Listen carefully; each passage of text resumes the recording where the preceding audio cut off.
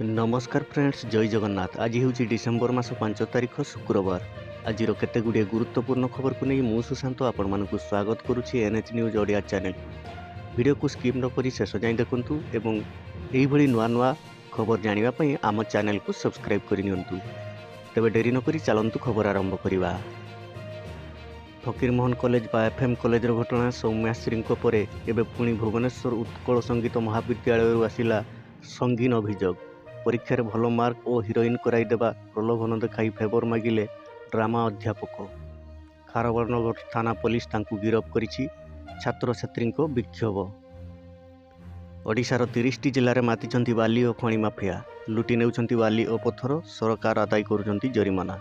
विरोधी विधानसभा उठाइले प्रश्न, कहीं बंद हेउनी बेआईन बालीघाट? माफिया को प्रशय देउछंती कि सरकार?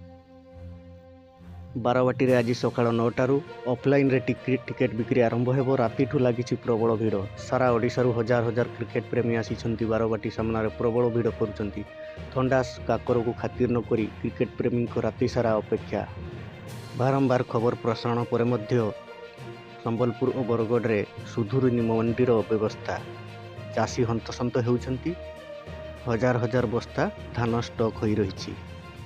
प्रधानमंत्री आवास योजना रे जो माने पूर्वर घर पाइथिले तांकर समय सीमा को डिसेम्बर 31 तारिख पर्यंत रखा जाइछि। डिसेम्बर 31 पर तांको उपरे एक्शन निया जिवो बा पदक्षेप निया जिवो। जो माने पूर्वर प्रधानमंत्री आवास योजना गृह कार्यादेश पाई वर्तमान सुधा कंप्लीट करि नाहंती तांको डिसेम्बर मास 31 तारिख सुधा कंप्लीट करिया को निर्देश दिया जाइछि। ता न हेले निया जिवो दृढ़ पदक्षेप।